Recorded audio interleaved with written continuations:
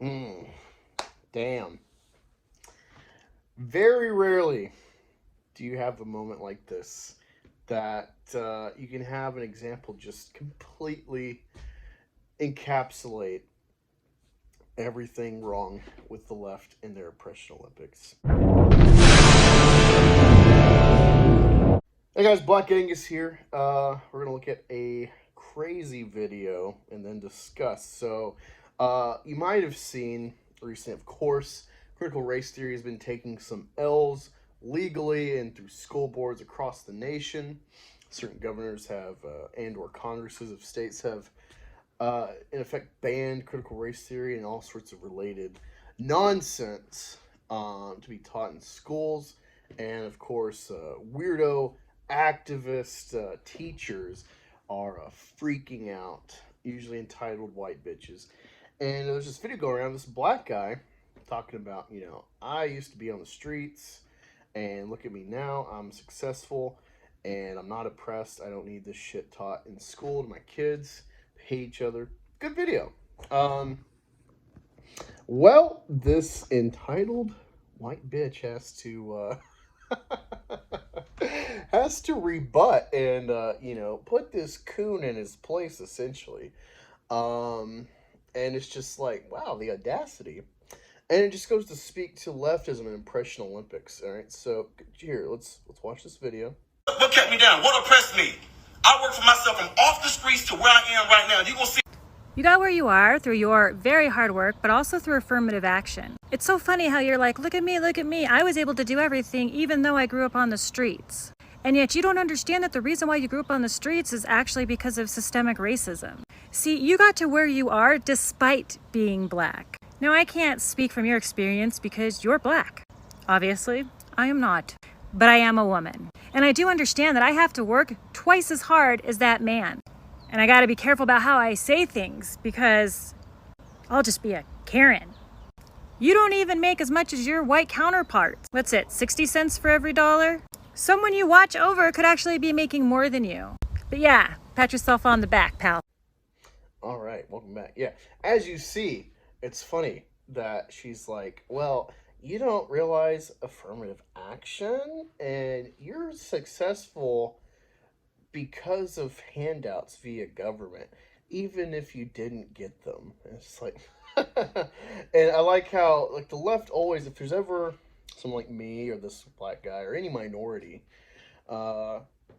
they have to talk down. And if you're an example of success like a white person in their eyes, without any help, then they have to talk down to you like a coon. And that is, they have to let you know, like, oh, good heavens, you poor soul. Don't you know this and that? Or how can you think this way?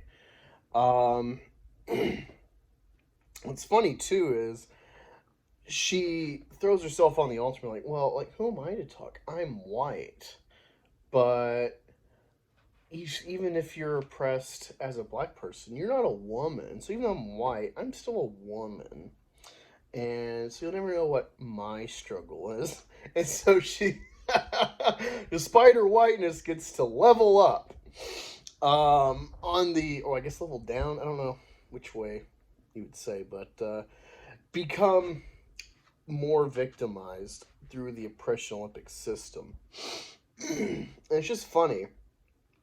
For one, the disparity of races or gender pay gaps are not real. If there were pay gaps for black people for the same job, why isn't there more black people sought for jobs, like, just off their race? I mean, you already get potentially breaks for affirmative action related tax breaks and whatnot, and incentives. Same with women. If I could pay women cheaper to run construction site or whatever, why aren't they full of women? For one, they don't want to do the hard labor, generally speaking. And two, it's a myth. You're going to have to pay them the same wage. Uh, the lie comes from uh, women get paid for this less for the same job because of like time and rank, or they don't rank up because they usually are moms. They don't sacrifice their time like a dad is expected to. Second, do you remember the Bill Burr monologue on SNL? He had a great point about, as he calls his white bitches, uh,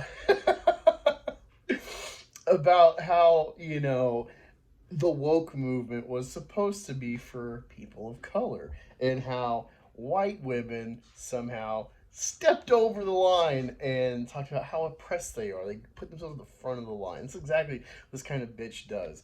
'Cause it's only self-serving.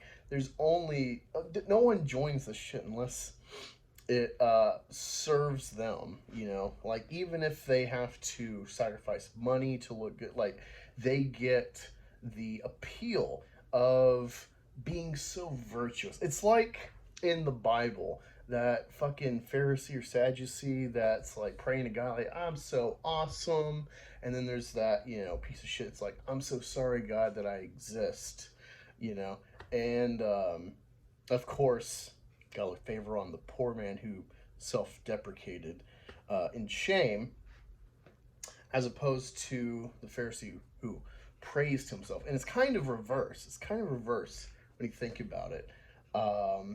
So that's the other funny thing about this white woman hijacking of oppression. But yeah, it's funny to see this lunacy, and how intersectional feminism is insidious. They worm themselves, like, this is the brilliance of white woman feminism. They always get to be the top or bottom, whichever, most oppressed because they're women. They get to rope themselves in with the trans movement because trans women, well, I'm a woman, so. Uh, and the shit just bifurcates. You've seen it with Black Lives. As soon as Black Lives Matter got popular in this recent circuit with George Floyd, instantly Black Trans Lives Matter. They bifurcate. They got to step on each other to get the apple dangling in the tree, and it's just crazy. It's crazy to see, and it's about time people started like realizing, if they haven't already, these little issues. It's all intersectional. This is why intersectional feminism is a thing, so they can graft themselves into any problem. And they can all link arms with allyship, but it's really to progress feminism. And you see how quick a white woman's ready to chop a black guy's balls off when he doesn't utter the prescribed narrative or thank the masters for his success. Keep that in mind going forward. Good talking with you. I just thought this was a funny thing to look at. Let me know what you think in the comments. I will talk to you later in the video, and for sure tomorrow, Thursday, All American Beef, 9 p.m. EST. See you then.